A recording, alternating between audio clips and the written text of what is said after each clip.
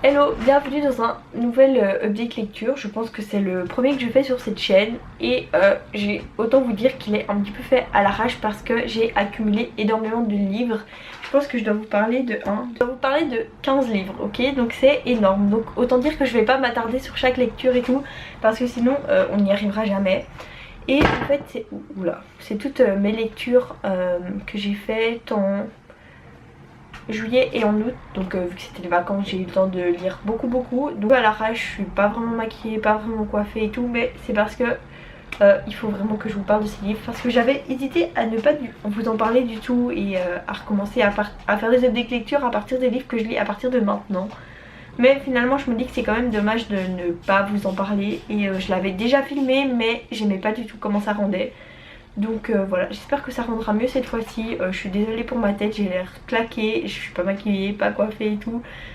Mais voilà, c'est comme ça, on est là pour parler de livres, donc on ne fera pas attention au reste. Donc ils sont pas du tout dans l'ordre, j'ai juste fait une grosse pile avec tous les livres et je vais vous en parler comme ça. Donc le premier que j'attrape c'est Dans son silence de Alex Michaelides et autant vous dire que je suis extrêmement déçue de cette lecture. Je m'attendais à trop aimer, à être à fond dans l'histoire, à être surprise et tout, à être limite choquée à la fin. Mais pas du tout, j'en avais entendu parler du coup sur une chaîne YouTube et je m'étais dit waouh il faut trop que je le lise et tout. Et finalement quelle déception. Du coup voilà, donc on va suivre Théo, qui est un psychiatre et en gros il y a une femme, Alicia, qui elle a tué son mari, on ne sait pas trop pourquoi et depuis qu'elle l'a tué elle reste murée dans le silence. Et le but de Théo ça va être d'essayer de la faire parler. Donc dès qu'il y a une place qui se libère dans l'asile où Alicia est enfermée, et ben il va dire let's go, moi j'y vais, moi je veux la faire parler, moi je vais réussir à la faire parler. Et donc on le suit en train de faire la thérapie d'Alicia. On le suit dans l'enquête aussi parce que lui il est persuadé qu'Alicia n'a pas tué son mari. Et donc on va le suivre et tout. Et je trouvais que c'était tellement prévisible. Genre sur la fin j'étais même plus choquée de la fin tellement je m'y attendais et tout. Franchement ça ne vaut pas en tout cas l'avis que j'en avais entendu parler. Du coup le deuxième que je prends c'est la mémoire de Babel de Christelle Dabos. Donc c'est le tome 3 de la passe miroir. Et franchement ce livre c'était tellement bien. Je pense que mon préféré de la série reste quand même le 2. Mais celui-là était vachement bien aussi et j'ai très peur de lire le 4 parce que après c'est fini et j'ai absolument pas envie de quitter ce monde ni ces personnages parce que c'est vraiment trop bien. Donc pour vous faire un petit résumé du tome 1, on va suivre Ophélie qui vit dans un monde où la terre a été coupée en différentes arches qui flottent dans le ciel et sur chaque arche les personnes ont des pouvoirs magiques, ont des pouvoirs et chaque arche est dirigée par un esprit de famille. Donc Ophélie elle vit sur l'arche d'Anima qui est une arche très paisible et tout, où la vie est assez tranquille. Et du jour au lendemain on va lui dire à partir de maintenant tu es fiancée à un homme qui s'appelle Thorn et qui vit sur l'arche du pôle. Donc elle va devoir quitter Anima et aller au pôle où c'est une arche où la vie est beaucoup plus dure, où il fait froid tout le temps, les gens sont beaucoup plus fourbes et voilà. Donc elle va se retrouver un petit peu au milieu de ça. Il y a énormément d'histoires, de complots entre clans sur cette arche et tout, et du coup Ophélie elle va être un petit peu perdue. En même temps elle va devoir essayer de supporter son mari qui ne l'aime absolument pas et tout. Et franchement ce livre cette saga en fait est beaucoup trop bien. Mon préféré comme j'ai dit c'est le tome 2. Le tome 1, les 100 premières pages, 150 premières pages sont vachement longues, mais une fois qu'on est dans l'histoire je vous jure que c'est incroyable. Donc voilà, j'ai très hâte de lire le tome 4, voilà. Ensuite du coup je prends Fangirl de Rainbow Rowell. Pareil ça a été une déception, je sais pas pourquoi mais j'avais énormément d'attentes pour ce livre, mais voilà j'ai été assez déçue. Je m'attendais vraiment à beaucoup aimer mais non pas tant que ça. J'ai beaucoup levé les yeux en lisant ce livre, je trouvais que il y avait certaines choses que disaient les personnages qui n'étaient vraiment pas nécessaires et qui étaient limite problématiques en fait. Bon après ça a été écrit en 2010 ou 2016 je sais plus. Non 2018. Genre ça a été écrit en 2018 et je trouvais que ben, c'était assez problématique sur certaines choses. Kat parfois elle dit des choses, j'étais là. Non, ça ne se dit absolument pas. Donc pareil, j'ai été déçue. Je trouvais que le personnage de Kat était extrêmement gamine et ouais non, je l'ai pas du tout aimé. J'avoue que la fin je l'ai lu en diagonale parce que je voulais juste le finir. Donc dans ce livre en gros on va suivre Kat qui a une soeur jumelle qui s'appelle Red, je pense, ouais. Et en gros ben, elles ont fini leurs humanités et elles vont entrer à l'université. Et malheureusement ou heureusement elles ne vont pas se retrouver dans la même chambre. Donc Kat va avoir une colocataire et Rowan de son côté une autre colocataire. Et pour Kat ça va être le drame de sa vie, elle va être séparée de sa sœur alors qu'elles ont toujours tout fait ensemble. Alors que pour Rowan, elle ça va être vraiment un nouveau départ, le moment de rencontrer des nouvelles personnes et de pas être collée tout le temps à sa sœur. Mais Kat elle ne va pas l'accepter du tout, elle va trouver que l'université c'est un véritable enfer, elle va détester sa colocataire qui a un ami qui va être tout le temps dans leur chambre, tout le temps dans ses pieds et tout, on dit qu'il va y avoir quand même une petite romance. Mais voilà, j'ai pas du tout aimé le personnage de Kat, je trouvais que qu'elle était vraiment trop gamine et tout. En même temps Kat elle écrit une fanfiction sur une série de livres. Et dans ce livre, enfin dans le livre ici c'est, je sais plus comment s'appelle la série mais en gros c'est Harry Potter, c'est quasi la même histoire d'Harry Potter. Et elle en gros elle écrit une fanfiction sur Drago et sur Harry. Mais voilà, j'ai pas du tout aimé. Je pense que si je trouve Carry On en librairie d'occasion je le prendrai peut-être pour lire la fanfiction parce qu'en vrai ça doit être un petit peu drôle. Mais voilà, je conseille pas forcément cette romance. Juste la couverture est trop mignonne donc je pense que je vais le garder pour l'instant vu que c'est trop chou. Mais sinon, non. J'ai lu Harry Potter 1, donc Harry Potter and the Philosopher's Stone, donc le tome 1. Attention, autrice problématique genre J.K. Rowling, voilà, je suis désolée mais je l'ai lu parce que ça reste Harry Potter même si malheureusement J.K. Rowling bof, voilà donc voilà. Je vous fais pas de résumé parce que c'est Harry Potter, je l'ai lu en anglais, je suis extrêmement fière, c'était mon premier livre en anglais et je vous conseille vraiment de le lire en anglais si vous voulez débuter la lecture en anglais parce que comme moi j'avais vu les films mais jamais lu les livres, et ça m'a permis d'avoir un fil conducteur tout au long de l'histoire pour quand je comprenais moins. Mais du coup voilà, je suis extrêmement fière de l'avoir lu en anglais. J'ai lu aussi un autre thriller, donc c'est Fracture de Franck Tillier, pareil, une déception. Je sais pas ce que j'ai eu avec les thrillers ces temps-ci, mais ça n'a pas du tout été, alors qu'avant j'étais vraiment fan des thrillers, mais pour l'instant ça ne va pas. J'arrive pas à trouver un thriller que j'aime beaucoup. Donc là je sais même pas vous faire de résumé tellement j'ai pas aimé ce livre, tellement je n'ai rien compris.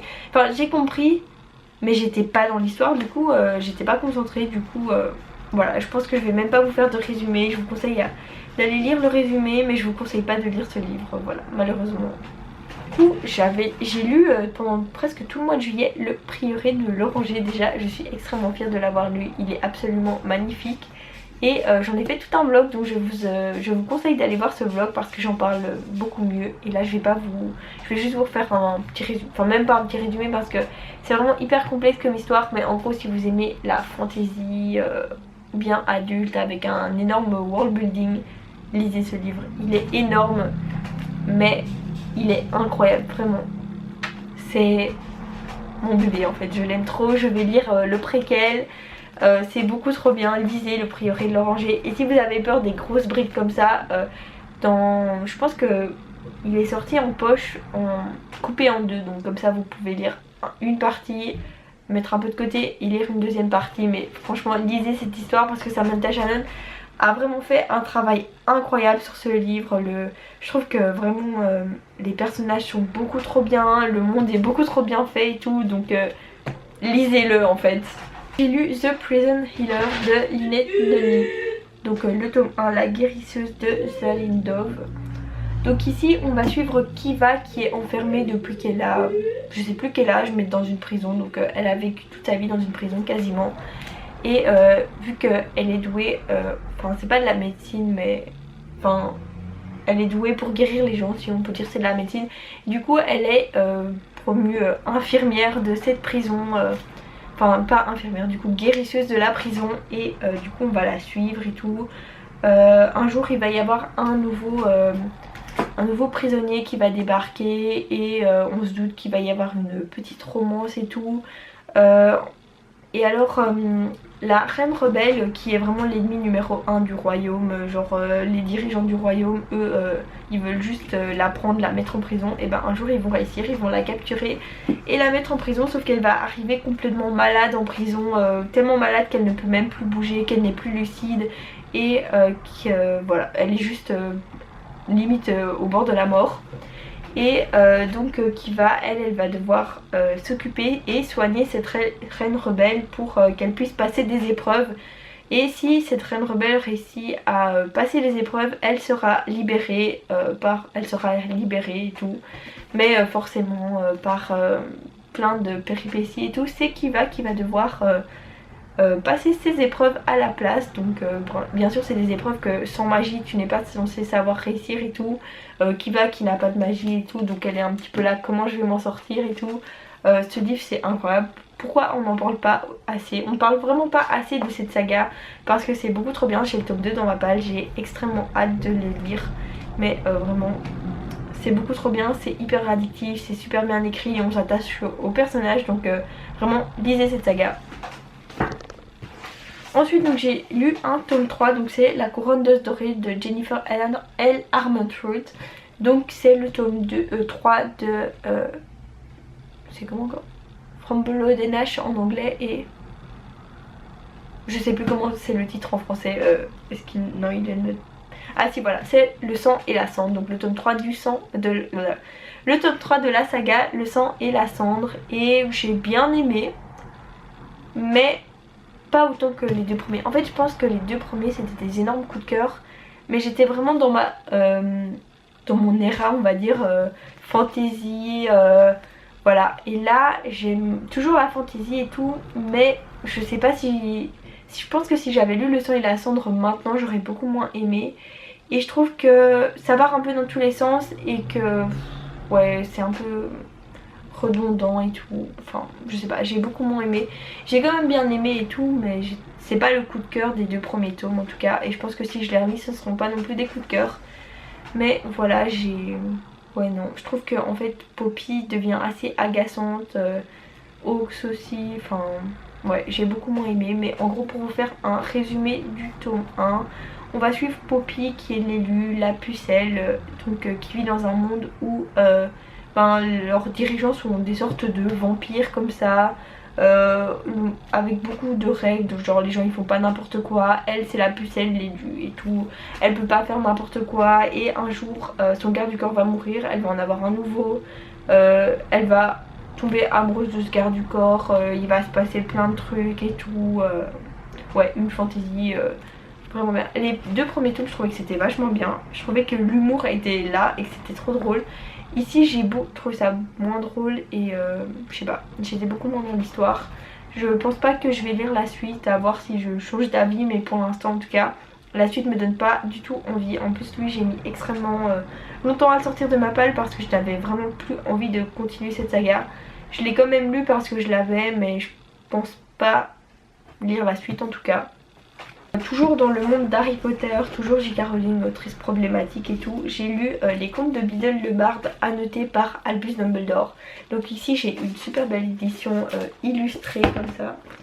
Attendez, je vais vous montrer une image. Il y a des illustrations et tout, il est énorme le livre, il est super lourd et tout. Et franchement c'était super sympa, ça s'est lu très vite, je pense que je l'ai fini en 1 heure, 1 heure et demie. Et c'était sympatoche, ça faisait 3 ans qu'il était dans ma palle, donc cet été j'ai décidé de le sortir. Et je suis très contente de l'avoir fait. Il en reste plus que 6. Et c'est tous des livres que j'ai empruntés à la bibliothèque. Et il y a pas mal de mangas, donc ça va aller assez vite. Là c'est Dans la forêt de Hokkaido de Eric Passant. C'est aussi un jeunesse et franchement ça vaut le détour. Ce livre, en fait je l'ai confondu avec un autre livre, mais je suis pas du tout déçue de l'avoir lu.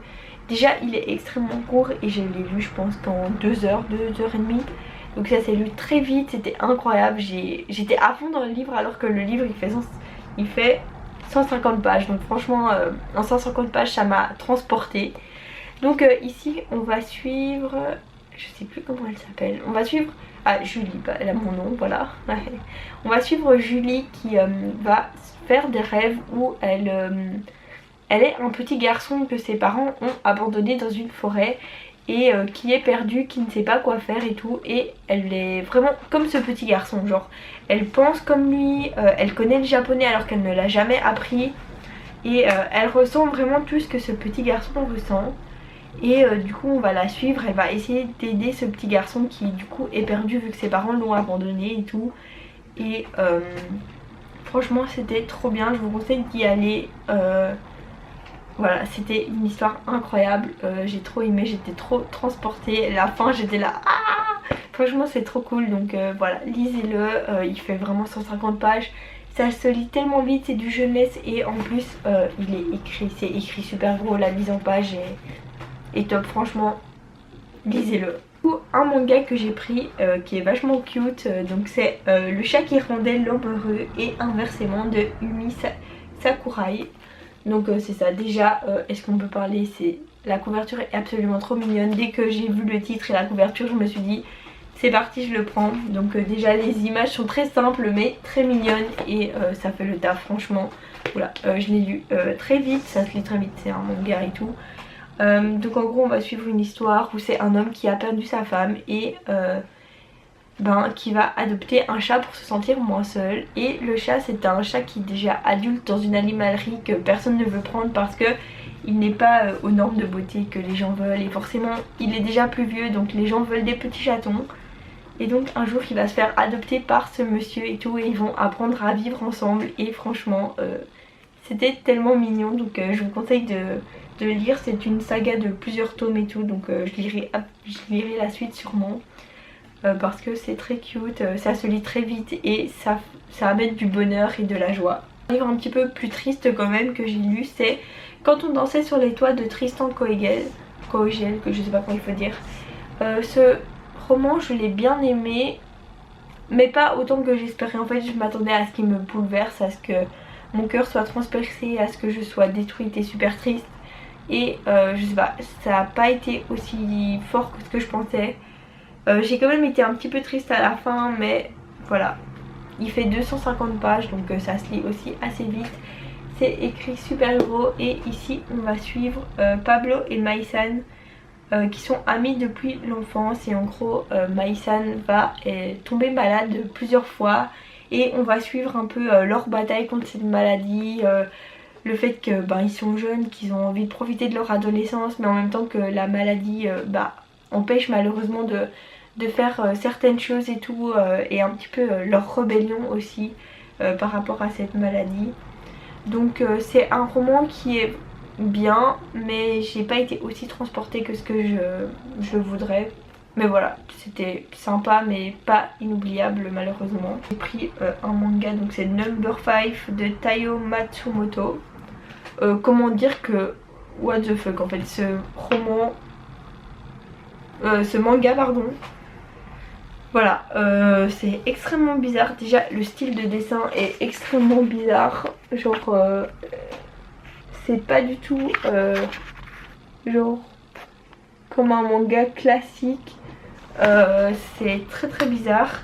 Et l'histoire est bien mais elle part dans tous les sens j'ai l'impression. Et j'ai l'impression que j'ai mis une plombe à le lire alors qu'il n'y a quasiment pas de texte. Donc en gros on va suivre Number 5 qui s'est rebellé contre l'armée dans laquelle il est. Et en gros il s'est enfui avec une femme et tout. Et les autres Number de cette armée vont essayer de le retrouver pour le tuer parce qu'il a déserté l'armée en fait. Et lui il va essayer de survivre et de protéger la femme avec qui il est parti. Comment vous dire que c'est parti dans tous les sens à tel point que la fin je l'ai un petit peu lu en diagonale. Je suis pas sûre que je dirai la suite. Mais voilà, si jamais vous aimez bien les mangas un petit peu déjantés avec un style de dessin assez particulier, oui pourquoi pas. Moi je pense pas que ce soit fait pour moi ce genre de manga donc voilà. Inyo Asano, j'ai lu Un monde formidable, donc ça c'est l'intégrale et